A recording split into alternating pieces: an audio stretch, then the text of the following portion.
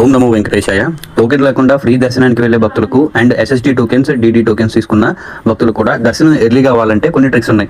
First queue line లో enter అవగానే ఒక 30 మినిట్స్ నుంచి 1 అవర్ మధ్యలో ఒకవేళ రష్ తక్కువ ఉంటే కనుక డైరెక్ట్ కూడా పంపిస్తారు. టోకెన్స్ ఇస్తారండి. అక్కడ మనకి మన ఫోటో క్యాప్చర్ చేసుకొని టోకెన్స్ ఇస్తారు. ఆ టోకెన్స్ ఇచ్చిన తర్వాత నెక్స్ట్ మనల్ని వెయిటింగ్ రూమ్స్ లోకి పంపిస్తారు. ఆ వెయిటింగ్ రూమ్స్ లోకి వెళ్ళిన తర్వాత మనకు ఒక సూపర్వైజర్ ని అలొకేట్ చేస్తారు. ఆ వెయిటింగ్ రూమ్స్ కి లాక్ చేయడం తీయడం, ఆ సూపర్వైజర్ తో మాట్లాడి ఎక్స్పెక్టెడ్ టైం ఎంతో కనుక్కోండి. యాక్చువల్గా మీ టోకెన్ పైన కూడా ఎక్స్పెక్టెడ్ టైం అనేది ఇస్తారు ఫ్రీ దర్శనం వాళ్ళకి. ఒకవేళ దాని మీద అండ్ వీళ్ళతో కూడా కన్ఫర్మ్ చేసుకోండి. వీళ్ళకి ఇంకా ఎక్స్పెక్టెడ్ టైం కొంచెం ఎర్లీగా ఉంటే కనుక తెలుస్తుంది. మనం ఆ సూపర్వైజర్ కి చెప్పి ఒకవేళ ఎక్స్పెక్టెడ్ టైం మనం అక్కడ నుంచి ఒక 10 to 12 అవర్స్ అలా ఉంటే ఆ సూపర్వైజర్ కి చెప్పేసి మనం బయటికి వెళ్ళిపోవచ్చు. ఆ టోకెన్ తో బయటికి వెళ్ళిపోయి ఎగ్జాక్ట్ గా వాళ్ళు చెప్పిన టైంకి 1 అవర్ ముందు అలా లోపలికి వచ్చామంటే చాలా అంటే చాలా మన ఈ లోపు బయట ఏదైనా ఫ్రీ టైమ్స్ ఏదైనా మనకి రెస్ట్ తీసుకోవడం కానీ, చిన్న పిల్లలు ఉంటే ఫ్యామిలీతో వస్తే రెస్ట్ తీసుకోవడం కానీ, చిన్న చిన్న షాపింగ్లు కానీ అలాంటి ఏదైనా చేసుకోవచ్చు.